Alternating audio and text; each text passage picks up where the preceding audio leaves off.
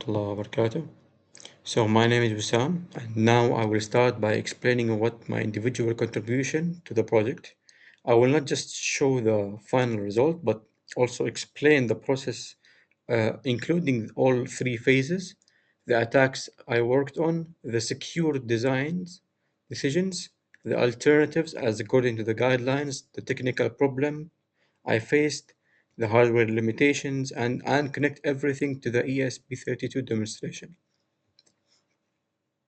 So now that that's out of the way, let's go to the second slide, but like the first slide.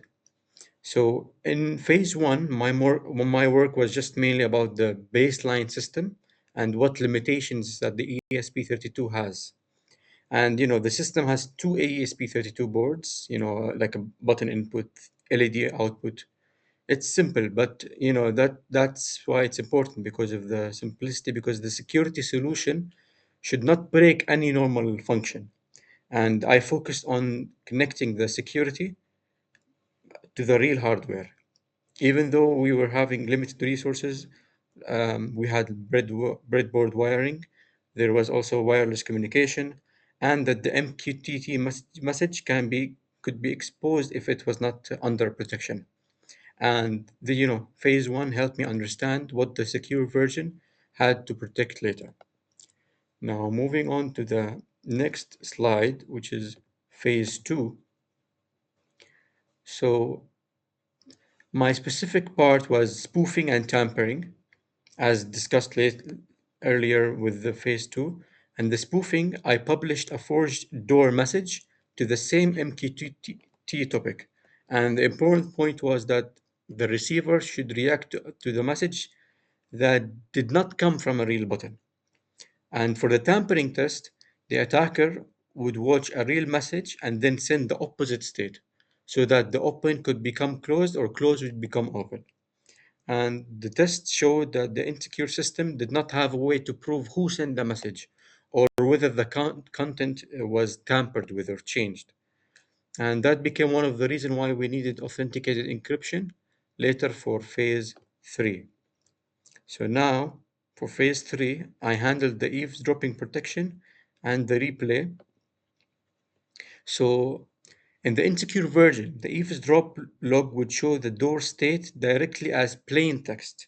So for example, open and closed with sequence numbers, that would be a problem. Why would that be a problem? Because an attacker would know the activity of the system just by listening.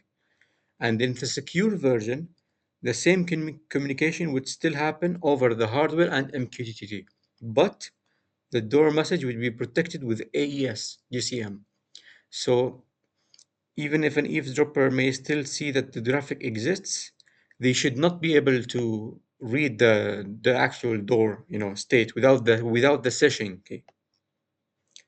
So moving on to the hardware setup. So slide 5.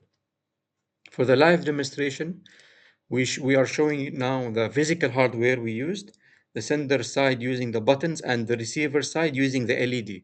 And as you can see, the result is visible with and mentioning the limitations because the assignment is asking for hardware and limitations, and this being a lab prototype. So breadboard, like I said earlier, wiring is not really reliable completely, and the system depending on Wi-Fi and MQTT, so there's delays happening or connection problems or wiring problems. And as you can see, LED can is proof of that. Sometimes LED doesn't light up. That's proof of the concept. And that if we need a real deployment, we would need better devices, stronger output devices, more better, safer wiring, and better devices, basically. So moving on to slide 6, a secure session design, and what alternatives we considered as according to the guideline. And the secure session starts before normal data messages. The receiver, as it gives the MLKEM public key, the sender will check the trusted fingerprint before using the public key.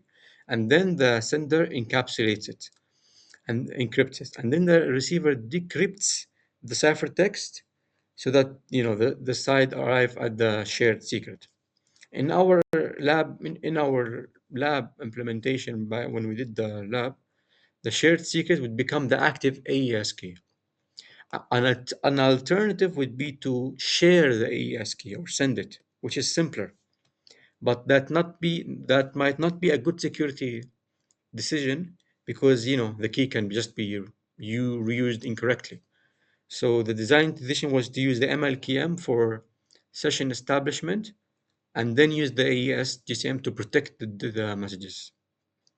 So moving on to slide 7, the AES GCM encryption and authentication.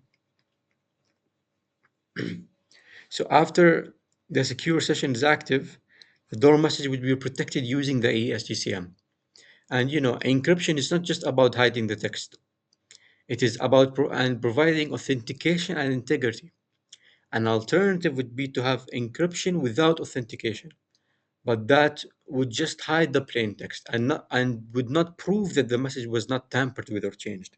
That is why the ES was a better design choice for my part, ESCCM, because it protects against eavesdropping and helps the receiver reject any tampered or changed message, which also may be fake as well. And the nonce is built using the session ID and the counter, giving 12 bytes. So on the receiver side, the same nonce is changed, reconstructed, and so that if the GCM tag fails, the receiver will reject that message and will not change the LED. Now let's go to the 8th slide, the receiver validation and replay protection. The technical problem that I had in my part for this is that keeping the nonce and the counter consistent between the sender and the receiver. So for the ESGCM authentication, it would work only if both sides would build the exact same nonce from the same session ID and counter. If only one side uses a different counter or different order of byte, the authentication will fail and the receiver will not behave correctly.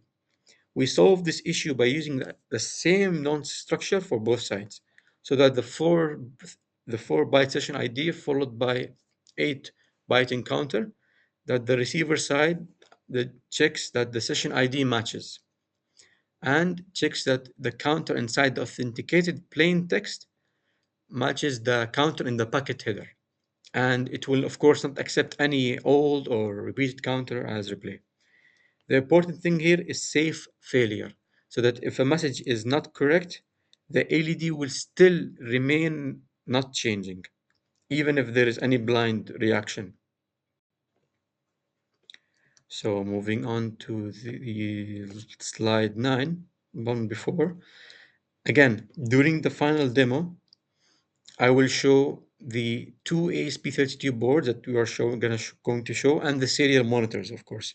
And we'll show the fingerprint and the secure session, as you can see, and the secure session active messages. Then, as shown in the pictures, because we cannot unfortunately provide a live brief view, pressing the button and showing that the sender publishes a protected door state and the receiver accepts it with a new counter.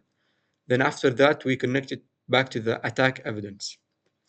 The important part here is that real input works, but any changing or modified or tampered traffic will be rejected instead of even being trusted by the receiver. So as we go to the last slide, my reflection. So my contribution in this project and the reflection that I have is that simply receiving messages to verifying them before action.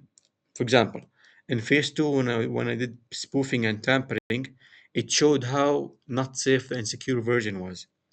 For phase 3, when I did the eavesdropping, the ESGCM authentication session ID and counter check made the receiver much safer. This project has taught me that embedded security is not just about encryption, but deciding when to trust a message, considering alternatives, and failing safely when something goes wrong. Thank you very much. This is a project. And this is Wissam, ID 1085899. and thank you.